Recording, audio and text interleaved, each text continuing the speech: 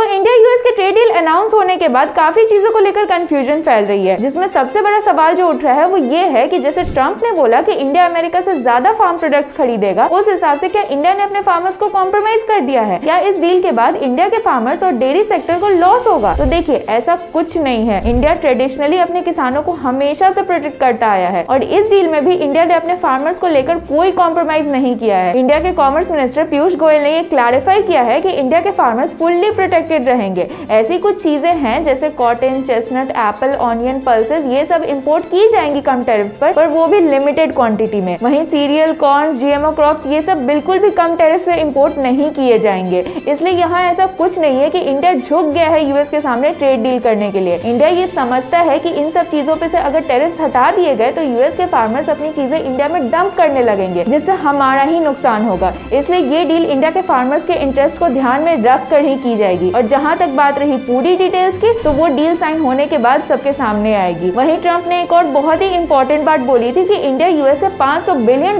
का परचेज करेगा। तो देखिए, आपको तो अच्छे से पता है कि ट्रंप की बातों की कितनी अहमियत है। वो क्या बोलते हैं उन्हें खुद नहीं पता होता। ऊपर से व्हाइट हाउस की स्पोक्स पर्सन ने कहा कि इंडिया $500 बिलियन के इन्वेस्टमेंट करेगा यूएस में। देखिए, इन्वेस्टमेंट और परचेज दोनों बहुत अलग अलग चीजें हैं। असल में यहाँ होगा क्या कि इंडिया अमेरिका से $500 बिलियन के सामान खरीदेगा और वो 5 सालों में होगा। मतलब कि हर साल इंडिया करीब $100 बिलियन के सामान इंपोर्ट करेगा यूएस से, जिसमें मोस्टली यूएस एयरप्लेन्स, एनर्जी जैसे ऑयल और गैस और न्यूक्लियर मटेरियल्स होंगे, जो कि यूएस इसलिए कर रहा है ताकि इंडिया को जाने वाले उनके एक्सपोर्ट्स बढ़ सके। क्योंकि अगर आप देखोगे तो यूएस से इंडिया को जाने वाले एक्सपोर्ट्स जहां $41 बिलियन के हैं, वहीं इंडिया से यूएस को जाने वाले एक्सपोर्ट्स $87 बिलियन के हैं, जिसका मतलब है कि इंडिया $46 बिलियन के सरप्लस में है और इसी चीज को यूएस कम करना चाहता है। मान लीजिए अगर इंडिया के एक्सपोर्ट्स $87 बिलियन के रहते हैं और इंपोर्ट $100 बिलियन के, तो यूएस का ट्रेड तो $13 बिलियन के सरप्लस में चला जाएगा, जो अल्टीमेटली यूएस चाहता है। पर इंडिया के लिए पॉजिटिव पॉइंट ये है कि इंडिया पे सिर्फ 18% टैरिफ लगेगा, जो कि इंडिया के बाकी नेबर्स के कंपेयर में देखो तो कम है। पाकिस्तान पे 19% लगता है, बांग्लादेश पे 20%। इसलिए इंडिया का सामान यूएस में इन देशों से ज्यादा सस्ता बिकेगा, जिससे इंडिया चाहेगा तो अपने एक्सपोर्ट्स को बढ़ा सकता है, जिससे ये ट्रेड डेफिसिट वाली दिक्कत भी खत्म हो जाएगी। वहीं ट्रंप ने एक और बहुत बड़ा क्लेम किया था कि इंडिया रशियन ऑयल नहीं खरीदेगा, बल्कि उसकी जगह वो यूएस और वेनेजुएला से तेल खरीदेंगे। तो इंडिया ने इसको लेकर भी क्लैरिफाई कर दिया है कि ऐसा कुछ इंडिया ने प्रॉमिस नहीं किया है। रशिया ने भी क्लैरिफाई किया है कि इंडिया रशिया से तेल लेना बंद नहीं करेगा। हाँ, इंडिया ने ये बोला है कि इंडिया अपने ऑयल इंपोर्ट्स को डाइवर्सिफाई करेगा, जिसका मतलब ये नहीं है कि इंडिया साफ रशिया से तेल लेना ही बंद कर देगा, और प्रैक्टिकली ये पॉसिबल भी नहीं है। आप ही सोचो, रातों रात कैसे सप्लायर्स बदले जा सकते हैं। बहुत सारी चीजें लगती है, तैयारी करनी पड़ती है, तब जाके किसी देश से तेल आना शुरू होता है। और सबसे बड़ा, इंडिया ने काफी पहले ये क्लियर किया हुआ है कि इंडिया अपने इंटरेस्ट से कोई कॉम्प्रोमाइज नहीं करेगा। अगर इंडिया को रशिया से सस्ता तेल मिलेगा तो इंडिया उसे लेगा, ना कि यूएस के महंगे तेल लेकर अपने देश में इन्फ्लेशन बढ़ाएगा। ओवरऑल अभी बहुत सी चीजें क्लियर होनी बाकी है, जो ये डील फाइनली जब साइन हो जाएगी और डॉक्यूमेंट्स रिलीज किए जाएंगे तभी सामने आएगा। पर अभी के लिए जितनी रिपोर्ट्स आई है उनमें ऐसा कुछ नहीं है कि इंडिया कॉम्प्रोमाइज करके ये डील साइन करने वाला है। अभी तक जो भी चीजें सामने आई है वो लगभग इंडिया के हक में ही है। तो इस वीडियो के लिए बस इतना ही। सब्सक्राइब करना मत भूलना। मिलेंगे नेक्स्ट वीडियो में। जय हिंद।